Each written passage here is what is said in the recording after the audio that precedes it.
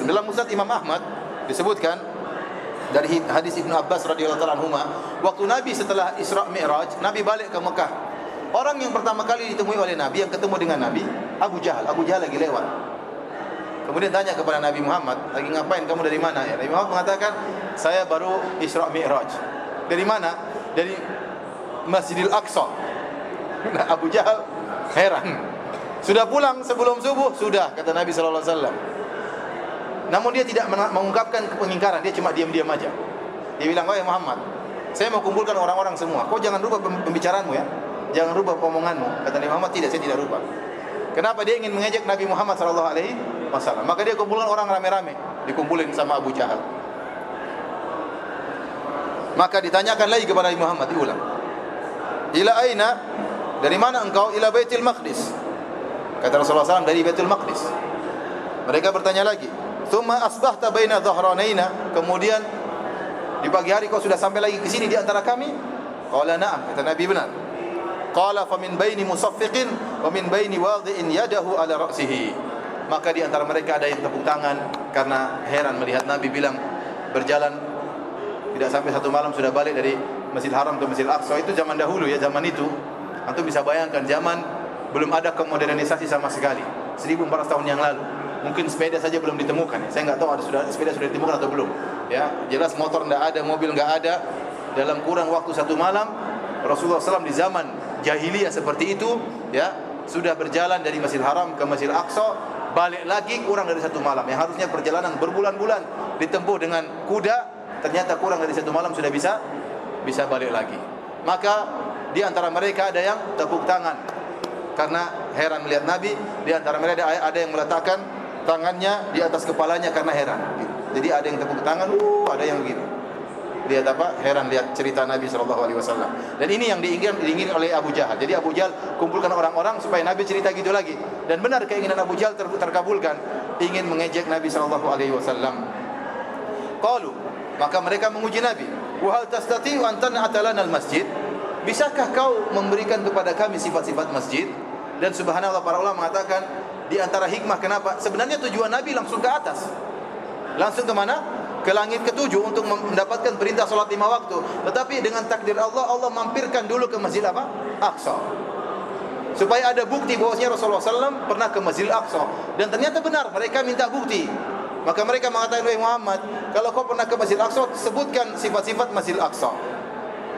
Wa fil qaumi man qad safara ila dzalikal balad wa ra'al masjid. Dan di antara orang-orang jahiliyah tersebut, orang-orang kafir tersebut, ada yang pernah ke Masjid Aqsa dan dia ngerti betul tentang sifat-sifat Masjid Aqsa. Faqala Rasulullah sallallahu alaihi wasallam, "Fa dhahabtu an'at." Maka saya pun mulai memberi sifat-sifat Masjid Aqsa.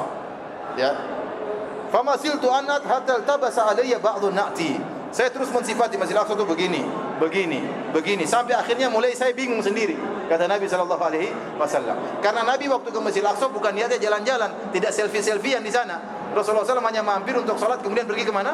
Masjid ke Sidratul Muntaha. Maka Nabi tidak terlalu perhatian dengan sifat-sifat Masjid Aqsa, entah pintunya berapa, jendelanya berapa, tiangnya berapa. Karena Rasulullah SAW tidak selfie-selfiean. Nah, kalau kita yang ditanya mungkin kita ngerti seluruhnya.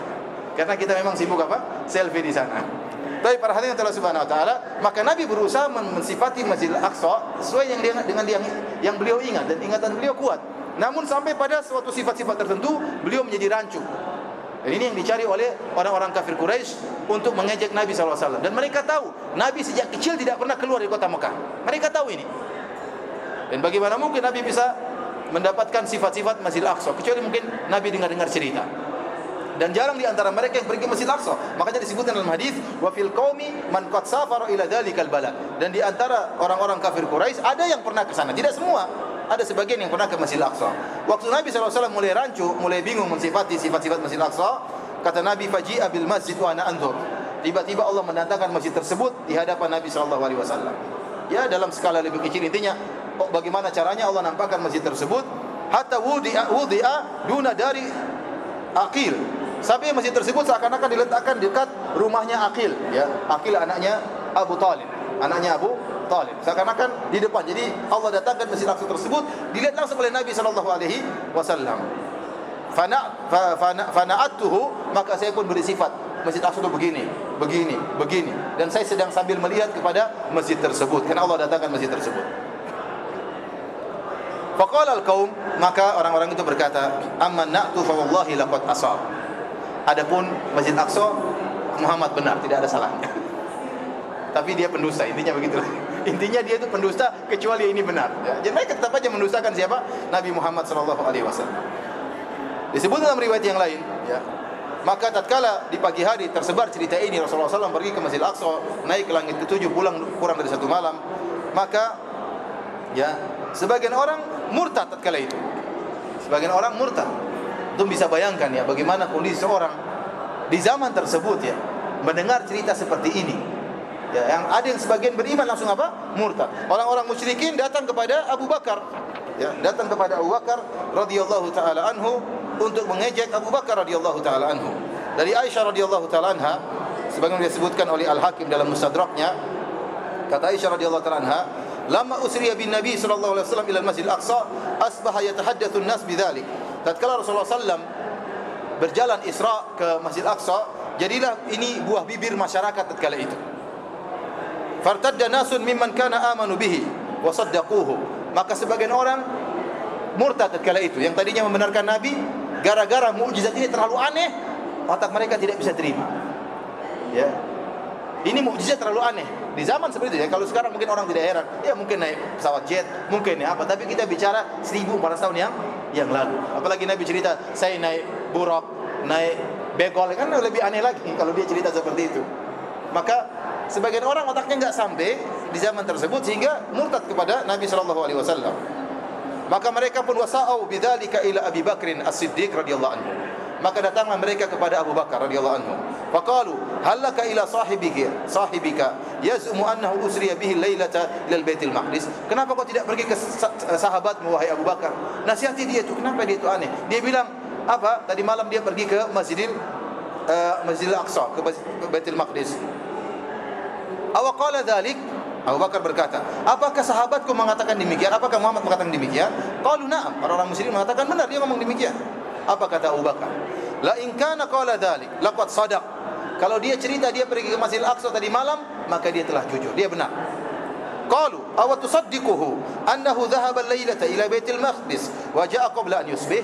Kau benarkan dia wahai Abu Bakar, dia cerita pergi tadi malam ke Masjidil Aqsa, balik sebelum subuh. Kau benarkan perceritanya tersebut? Qala na'am, kata Abu Bakar, iya saya benarkan. Inni la usaddiquhu fima huwa ab'adu min dzalik. Saya membenarkan dia pada perkara-perkara yang lebih parah daripada ini. Usaddiquhu bi khabari sama'i fi ghadwatin aw rawhatin. Saya benarkan dia ada wahyu dari Tuhan turun kepada dia, entah waktu pergi ataupun waktu pulang, di pagi hari ataupun sore hari. Ini lebih aneh daripada hanya sekedar pergi ke Masjid Aqsa. Tuhan kasih kabar sama dia, ini lebih apa? Lebih aneh, dan itu saya benarkan. Jadi kata Abu Bakar, yang lebih parah daripada ini pun saya benarkan. Falidzalika summi Abu Bakar As-Siddiq. Oleh karenanya Abu Bakar itu diberi gelar Abu Bakar As-Siddiq. Oleh karenanya dalam hadis yang diriwayatkan oleh Imam Bukhari, Rasulullah SAW satu hari pernah berkumpul dengan para sahabat. Tidak ada Abu Bakar, tidak ada Umar.